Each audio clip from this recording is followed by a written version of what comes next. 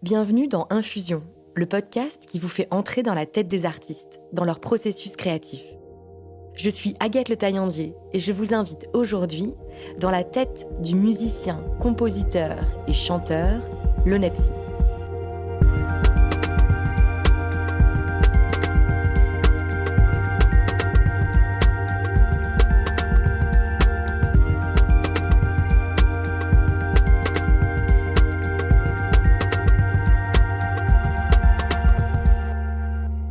Vous avez peut-être déjà entendu sa voix grave, ses textes au style littéraire, empreints de poésie, son rap aérien. À tout juste 27 ans, il sort un premier album sous le label Troisième Bureau. 14 titres réunis sous le nom Après la pluie, 14 ballades envoûtantes et sincères. Il n'a pas attendu ce projet pour faire de la musique et avait déjà sorti ces dernières années plusieurs morceaux, des EP qui avaient su trouver leur public. Lonepsy a ses fans. Son âme de promeneur solitaire est suivie par une belle communauté sur les réseaux sociaux. Car il sait se balader d'un genre musical à l'autre, du rap à la chanson, tout en filant son amour pour la poésie. C'est d'ailleurs là qu'il puise sa plus grande inspiration. Je suis allée à sa rencontre et je lui ai demandé, pour commencer, quelle était l'origine de son nom de scène, son nom d'artiste, Lonepsy.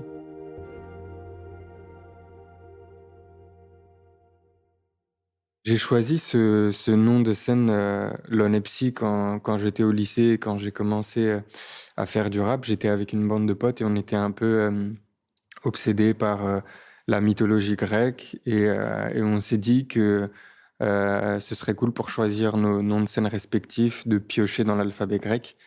Donc moi j'ai pris la lettre Epsilon et puis pour la rendre un peu plus authentique, je l'ai renversé à l'envers pour que ça donne Lonepsy.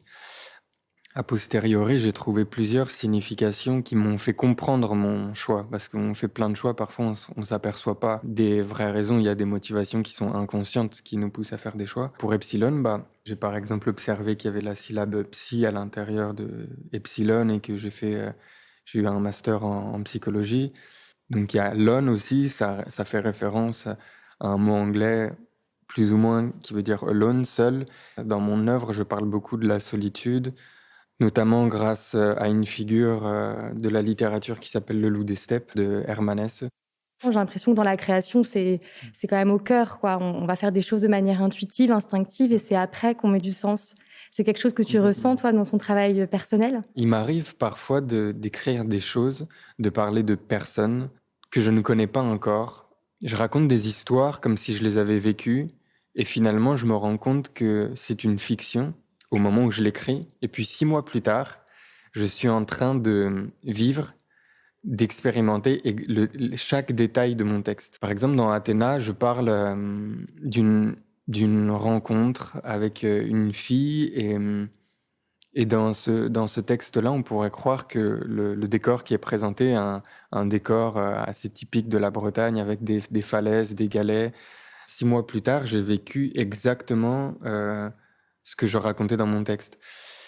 Donc, il y a ça, il y a aussi le fait que parfois, il faut, pour écrire bien, je pense, enfin, disons pour écrire sincèrement, je pense qu'il faut lâcher des défenses et donc passer vers parfois une écriture un peu automatique, parce que c'est là que les vraies choses peuvent sortir. Donc, l'écriture est évidemment au cœur de ton travail. Quand est-ce que tu as commencé à écrire et à quel moment tu t'es dit que c'était des chansons que tu voulais écrire ? Alors, c'est 2 étapes bien différentes. Le premier texte que j'ai écrit, c'était pour ma mère. C'était un devoir qu'on avait à faire pour la fête des mères. On avait 6 ans au CP, on venait d'apprendre à écrire. Et j'ai retrouvé ce texte lors d'un déménagement. Je range les papiers. En fait, je tombe sur un papier. Je me rappelle pas du tout avoir écrit ça. Et pourtant, je reconnais des assemblages de mots, un style qui m'est bien propre. Et je demande à ma mère qui a écrit ça. Et elle me raconte que c'est moi qui l'ai écrit quand j'avais 6 ans. Et donc, voilà, je pense que le point de départ de l'écriture, c'est ça. C'est ce poème.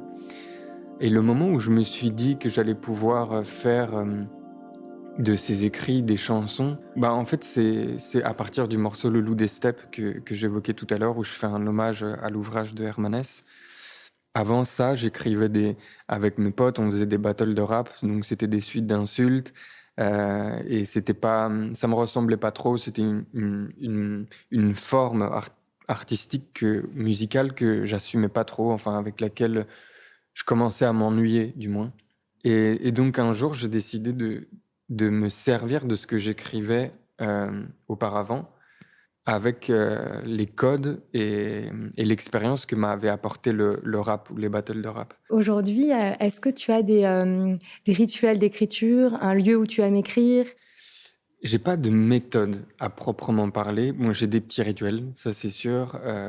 Quand j'habitais dans le 5e, j'aimais bien me retrouver dans la place du Panthéon, sur des bancs un peu inconfortables, au milieu du froid et où il y avait personne. Et j'aimais bien écrire là-bas parce que je sais pas, il y avait une atmosphère, il y a des choses qu'on ne peut pas expliquer. Et ça, ouais, c'était un endroit où j'aimais bien écrire. J'ai composé un projet et même un peu plus, plein de morceaux là-bas. J'écris toujours sur des carnets, mis à part quand je suis dans les transports ou en voyage et que j'ai une fulgurance ou un aphorisme ou des mots ou des rimes qui me viennent par la tête, je les écris sur mes notes de téléphone en attendant de retrouver mon carnet. Avant, j'aimais bien écrire dans les terrasses de café ou même dans le métro sur mon carnet, mais aujourd'hui, je sais pas, le temps a fait que j'ai développé une certaine pudeur. Donc ce moment d'intimité avec mon carnet, je le réserve uniquement que quand je suis à l'intérieur de mon appartement et à l'abri des regards. Et le reste du temps, quand je suis en vadrouille, c'est sur mon téléphone pour noter quelques bribes.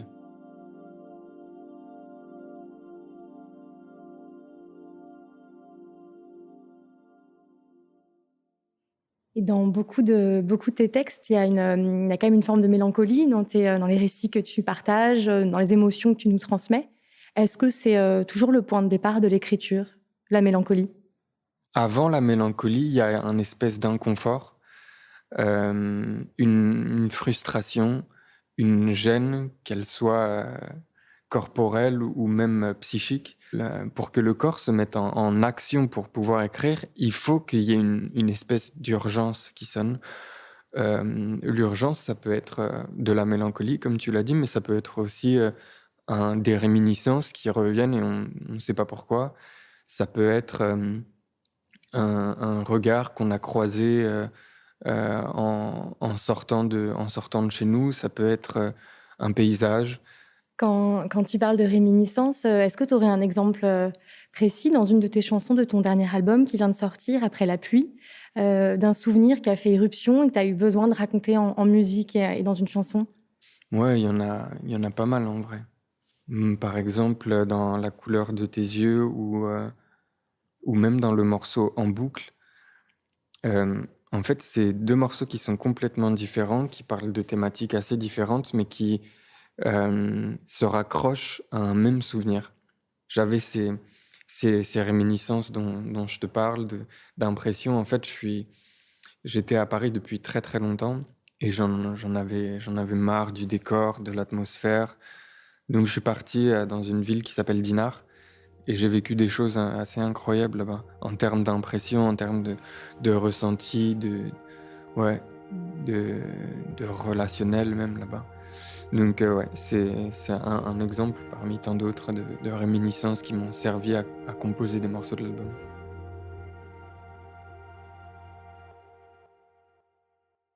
Tu as parlé dans cette interview de Hermann Hesse, tu cites des écrivains. J'ai l'impression que la poésie, elle influence beaucoup ton écriture. T'as une confiance, je trouve, dans la langue, dans tes textes, où voilà, t'as pas peur des figures de style, t'as pas peur d'une forme de lyrisme aussi. Est-ce qu'il y a des poètes, alors je crois savoir que Baudelaire a une place importante, voilà, quels sont les poètes qui t'accompagnent et comment ils t'accompagnent dans ta propre écriture? Aujourd'hui, j'ai l'impression qu'on n'a pas le droit d'aimer la langue française et qu'on n'a pas le droit de chérir les mots, parce que sinon on passe tout de suite pour un élitiste ou un conservateur ou quelqu'un qui a un but de lui-même. Et moi, si je travaille les textes, c'est juste parce que j'aime les mots, parce que j'ai envie de réussir ce fantasme-là, d'être un jour, je sais pas, lu par des gens qui appartiendront même pas à mon époque. Mais par rapport aux poètes qui m'inspirent profondément, bah, il y a Baudelaire, comme tu l'as dit. Il y a Aragon aussi, évidemment, notamment un de ses ouvrages, un recueil de poésie qui s'appelle Le Fou d'Elsa, qui est absolument fou, interminable, dans le sens où on a beau relire des passages infiniment, on trouve toujours un nouveau poème. Il y a aussi un auteur contemporain qui est assez génial, qui est Christian Bobin, qui a fait des livres comme L'Homme Joie, La Plus que Vive, La Petite Robe de Fête. Et toi, quand tu écris, à quel moment tu te dis qu'une phrase fonctionne, qu'un texte fonctionne? Comment on l'entend? Est-ce que tu as besoin de le mettre en musique pour sentir ton texte? Ou est-ce que ça passe purement par l'écriture? Quand je fais une musique, je commence par un texte en prose, donc sans rime, sans rythme, qui a une structure qui est complètement... qui ressemble à rien, mis à part un gros pavé. Et ce texte, ces idées, s'il y en a, c'est à l'intérieur, les couleurs que ça m'évoque, ça me fait penser à des sonorités, à des types d'instruments, à un BPM particulier. Et donc, une fois que j'écris ce texte, je me mets sur le piano et les premiers accords, tout en ayant le texte en tête, découlent de là. Et une fois que j'ai l'instrumental, je repasse par le texte et je le sculpte. C'est-à-dire que j'y mets du rythme, je rajoute des rimes, j'enlève des syllabes s'il faut.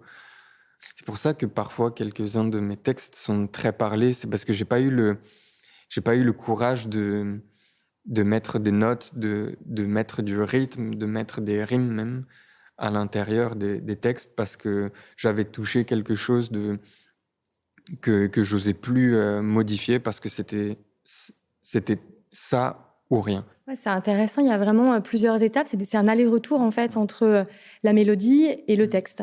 Tu es vraiment à l'écoute de ça. C'est quelque chose d'assez intuitif en fait, qui est vraiment entre toi et toi. À ce moment-là du travail, je veux dire, c'est assez solitaire. Ah oui, oui. Il y a 90% de cet album a été fait en solitaire, et même de ma musique en général, d'un point de vue strictement musical, je veux dire. Même si les 10% restants qui ont été faits avec Gengis, qui a réalisé l'album, ont été très intenses. Mais oui, c'est un dialogue entre moi, et parfois ça peut être un peu éreintant, voire même contre-productif. Et je m'en suis aperçu parce que à un moment donné de la création de l'album, j'ai composé un morceau avec Sofiane Pamar. J'ai enregistré ma voix sur des notes qui ne m'appartenaient pas pour la première fois depuis très très longtemps. Je précise que c'était du coup les notes du pianiste Sofiane Pamar avec qui tu as travaillé sur une de tes chansons. C'est que j'ai vu me manque déjà. Et sur ce morceau, le texte était écrit depuis très longtemps, peut-être une année ou deux. Et quand j'ai interprété ce texte sur une instrumentale composée par Sofiane, j'ai eu quelque chose qui m'arrive très rarement. J'ai eu des frissons, j'ai eu l'impression de dire un texte qui ne m'appartenait pas. Et cette sensation est très plaisante enfin, j'ai l'impression, en tout cas, moi, elle m'a provoqué quelque chose de très fort. Je pense que ce qui peut être aliénant, c'est quand on fait tout le temps la même, quand notre façon de faire est très standardisée. Et là, le fait d'avoir changé de méthode une fois, il y a quelque chose où je me suis retrouvé moi-même grâce à un tiers. Sans chercher à mettre d'étiquette sur ce que tu fais, sur ton travail, on peut parler alors de rap. Il y a certaines chansons où vraiment c'est uniquement ta voix qui est dans une sorte de parler, de litanie comme ça rythmée.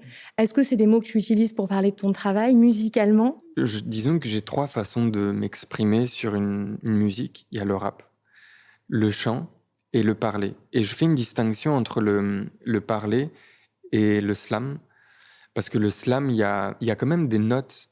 Les mots sont cadencés d'une certaine façon. Et donc, par exemple, sur l'introduction et le dernier morceau de l'album, je parle Comme là, je suis en train de parler, en interview, c'est juste qu'il y a une instrumentale derrière et que tout ça est un peu scénarisé. Combien de temps ça a duré pour fabriquer cet album qui a comme 14 titres? Je me pose aussi toujours une question dans la construction d'un album. À quel moment tu décides de l'ordre des chansons? Est-ce qu'il y a une sorte de fil narratif? Comment est composé cet ensemble de 14 titres? J'ai commencé à penser l'album en décembre 2020 et en fait, toujours comme je te l'ai dit en début d'interview, parfois on trouve des éléments a posteriori et je me suis rendu compte que pour cet album, il était pertinent de prendre ou de me servir de morceaux qui ont été écrits il y a 2, 3, voire 5 années pour certains. Par exemple, le morceau «La dernière fois», je l'ai écrit en 2018. Il y a beaucoup, beaucoup de morceaux qui ont été écrits avant décembre 2020, mais c'est en fait en décembre 2020, à ce fameux voyage à Dinard, où en fait j'ai fait 5 heures de route. Je suis allé, j'ai garé la voiture, j'ai enlevé mes chaussures, je suis allé sur la plage, on était en décembre, et je me suis dit: «Là, j'ai assez d'essence pour faire un album». La pensée de l'album, c'est une pensée qui moi, est restée un peu omniprésente durant toute mon expérience dans le monde de la musique, et j'ai essayé pas mal de fois de faire des albums, mais souvent, je me suis pris des murs et ces albums se sont transformés en projets, en singles, en EP. C'était pas le moment en fait. C'était pas le moment. Et voilà, en décembre, je me suis dit: «C'est bon, je suis prêt». Pour l'ordre du track listing, c'est un je savais le premier, je savais le dernier. Pour la colonne vertébrale, c'est un truc qui s'est fait vraiment au dernier moment. Ouais, c'est une étape qui est assez difficile, mais assez plaisante. Et musicalement, qu'est-ce que tu préfères utiliser comme matériaux? Les instruments bruts, des logiciels? Voilà, quels sont toi tes outils de travail en tant que musicien? Bon, il y a l'idéal et ce qu'on fait, et ce que je fais, objectivement. L'idéal, ça aurait été d'avoir, un orchestre, pour moi, et puis une salle un studio où il y aurait toutes les guitares, tous les amplis, toutes les pédales possibles. Mais, heu, je fonctionne de façon très, très contemporaine de ce point de vue-là. C'est que j'ai un ordinateur, un clavier-maître, et je compose tout sur ça. Après, grâce à mon clavier-maître et à mes plugins, je peux, en jouant sur mon piano, je peux créer un orchestre. Évidemment, c'est pas la même émotion, c'est pas le même son, c'est pas les mêmes, interprètes, mais ça marche quand même. Je peux faire une guitare, je peux faire, une batterie, je peux faire n'importe quel type d'instrument grâce à ce clavier et à ce logiciel. Au début, en fait, tu t'annonces. C'est assez étonnant, tu as une sorte de seuil, une sorte d'invitation. Cet album contient 13 morceaux, 13 souvenirs ramenés par la pluie. Mmh. Pourquoi c'était important pour toi, cette espèce d'ouverture et t'adresse à tes auditeurs? Dans un premier temps, c'est aussi un clin d'œil à, un de mes morceaux qui s'appelle «Le chien et le flacon», où je dis, «Ce flacon, c'est mon premier EP, sans dire adieu, il contient 9 titres», et je voulais préserver cette forme comme pour donner une espèce de cohérence dans la globalité de mon projet. Donc je voulais m'adresser de la même façon pour donner un clin d'œil à mes précédents projets, et aussi pour, je pense que c'est intéressant de pas tout le temps, mais de conceptualiser, une musique, même de c'est important de la conditionner dans un certain sens où cette musique ne peut pas exister sans le reste de l'album puisque j'ai mis cette phrase, et c'était aussi important pour les autres morceaux de pouvoir les faire exister, sans l'album, mais j'avais envie que cette musique n'ait de sens que pour servir à l'album. Et alors après, une fois que cet album est composé, après la pluie, une fois qu'il est sorti, il y a l'étape de la scène. Quelle place ça a, toi, dans ton rapport à la musique? Déjà, la scène, c'est un métier qui est complètement différent de celui de musicien, de celui d'interprète, de celui de compositeur. Quand on est sur scène face à des milliers, des centaines de personnes, qu'on tient un micro non plus pour l'adresser, à soi-même, mais à ces gens-là, si on change pas de positionnement, si on change pas de casquette, de métier, et ben ça fonctionne pas. Il faut réincarner en fait quelque chose, le texte, Là, une musique, par exemple, je prends une de mes musiques, La fille du bus, quand je l'ai écrit, quand je l'ai composé, ça a donné une musique qui aujourd'hui est sur internet et qui n'est pas modifiable. Et quand je l'interprète sur scène, si je ne me remets pas dans les conditions de l'écriture, du souvenir évoqué et aussi du moment où je l'ai interprété, pour moi, ça peut pas. Il y a quelque chose qui ne passe pas ou qui n'est pas donné à 100%. La scène, pour moi, c'est l'occasion de redécouvrir ces morceaux, se redécouvrir soi. C'est un exercice, et même un moment de partage qui me manque. Parce que ça fait. Ma dernière tournée a été interrompue à cause du Covid en mars 2020.